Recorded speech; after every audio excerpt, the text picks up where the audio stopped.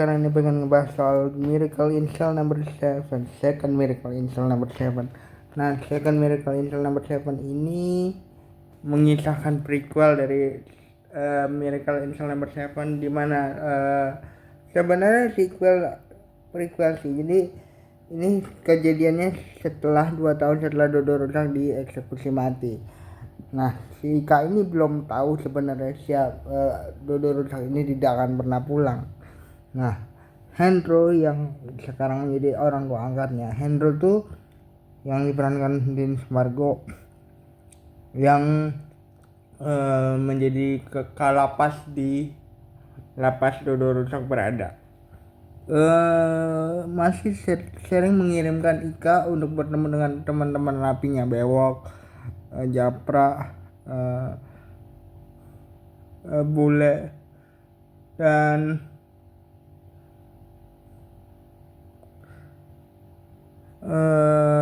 Jaka, dan juga yang diperankan oleh Indra Jejal itu.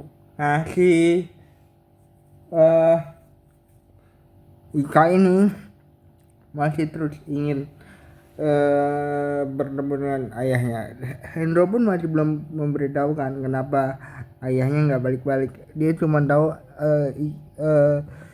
si Dodo Rusak itu atau ayahnya itu tinggal di tempat yang jauh sekarang. Dan Hendro pun masih sering berpura-pura mengirimkan surat yang berasal dari ayahnya untuk Ika. Teman-teman napinya pun tahu sebenarnya, tapi dia nggak tega menyampaikan hal itu. Nah, si Ika ini masih terus berharap sebenarnya untuk bertemu dengan Dodo Rusak kembali. Nah, si Second Miracle sama Merhapan ini sebenarnya bukan cuma itu ceritanya. Ada juga kasus politik yang ternyata masih melibatkan ayah korban, ayah Melati Sukma, yaitu Willy Wibisono yang masih dendam ternyata sama dia. Nah, kenapa sih Ika akhirnya jadi pengacara? Nah, ini yang menjadi titik balik. Nah, pada saat Ika tahu bahwa Dodo sudah meninggal, dan ibaratnya kasusnya masih complicated pada saat itu, dan ternyata masih banyak hal yang bisa dibilang menyulitkan dirinya, apalagi ini berkaitan sama Willy Wibisono gitu ya. Menurut aku itu yang menginspirasi Ika untuk melawan Willy Wibisono ketika dia dewasa. Nah, yang aku soroti di sini adalah bukan cuma Ika yang menjadi fokus di sini, tapi juga kisah cinta antara Ibu Hui dan juga ayah Dodo yang ternyata Ibu Hui itu tulis mencintai ayah Dodo. Ayah Dodo yang sebenarnya disabilitas mental gitu ya, yang ibaratnya masih harus didikte ngapa-ngapain. Ibu itu tulus untuk mengajarkan ayah Dodo ngapa-ngapain. Ayah Dodo itu harus didikte satu persatu, dan tapi Ibu ini tahu ketulusan kisah cintanya ayah Dodo terhadap dirinya gitu ya. Rasa cintanya ayah Dodo kepada dirinya. Nah, si ayah Dodo ini walaupun dia disabilitas, tapi dia membuat Ibu Uwi takjub dengan perhatiannya, dengan apapun yang dia berikan. Nah, pelajaran yang aku dapat dari Miracle in Cell number 7 ini, sebenarnya orang disabilitas seperti kami, aku pun disabilitas ya, bisa kok dipergunakan istilahnya untuk membuat orang lain bahagia, seperti ayah Dodo ini.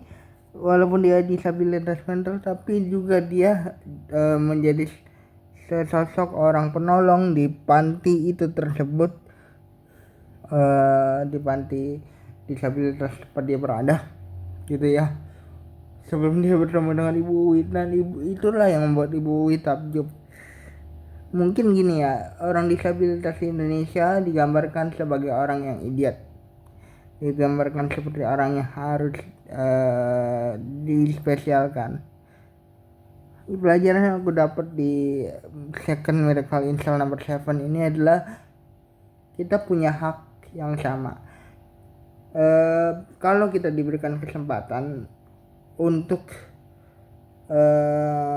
istilahnya melakukan segala sesuatu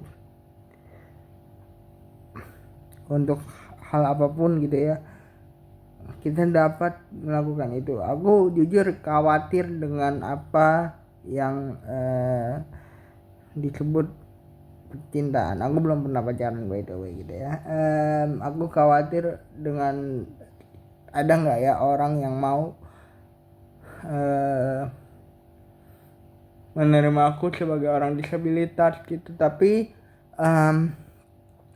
aku belajar dari Ibu Wi, ternyata masih ada kok orang seperti itu. Maksudnya bukan berarti harus ada perasaan cinta ya, ada perasaan cinta secara romantically ya, tapi maksudnya gini, Ibu Uwi itu tulus loh mengurus ayah Dodo gitu. Walaupun ayah Dodo begitu, waktu dia masih belum pacaran pun Ibu Uwi menunjukkan ketulusannya gitu. Bahkan dia maksudnya bisa jatuh cinta kepada ayah Dodo pun bukan gara-gara dia fisiknya, bukan gara-gara dia kasihan atau apapun gitu ya, tapi gara-gara ketulusan ayah Dodo yang ditunjukkan kepada Ibu Uwi, bahwa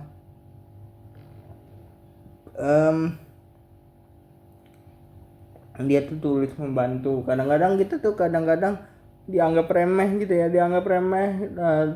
sebagai orang disabilitas. Nggak bisa apa-apa ya, dianggap anak kecil lah, dianggap remeh gitu. Ketika kita ngomongin soal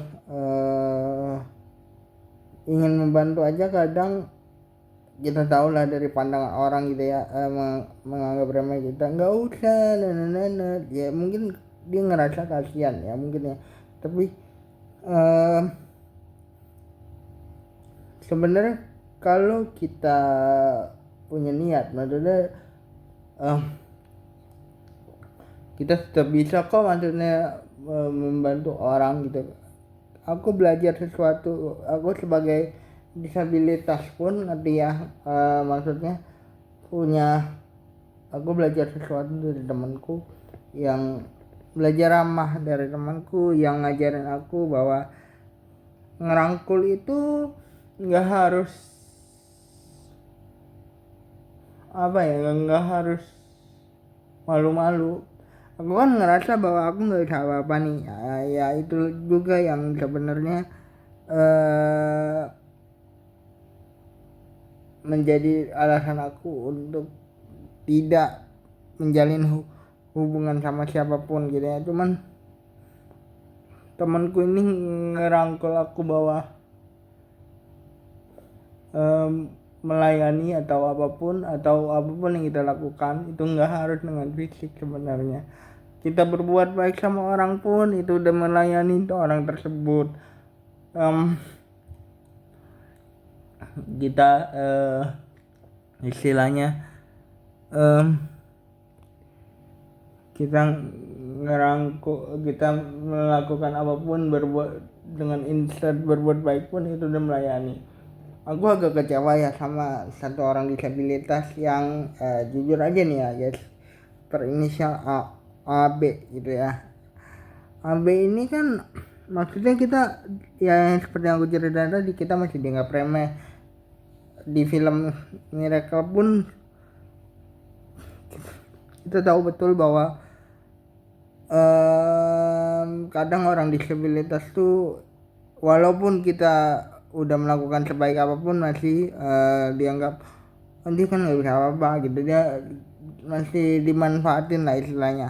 Tapi AB ini di tengah kita berjuang untuk mendapatkan sebuah keadilan, maksudnya ya, mendapatkan sebuah kesetaraan sebagai orang disabilitas gitu, AB ini malah membuat sesuatu yang merugikan orang-orang disabilitas dan lebih membuat kita dipandang rendah kadang. Yang aku belajar dari Ibu Uwi adalah ketulusan Ibu Uwi dalam melakukan pekerjaan sebagai perawat di istilahnya sebuah panti disabilitas, yang akhirnya membuat dia belajar bersama Ayah Dodo untuk saling belajar satu sama lain dengan hal yang mungkin Ayah Dodo tidak bisa lakukan, tapi Ibu Uwi bisa belajar dari Ayah Dodo soal ketulusan, soal apapun yang dia lakukan gitu ya. Jangan lupa like, comment, and subscribe, guys.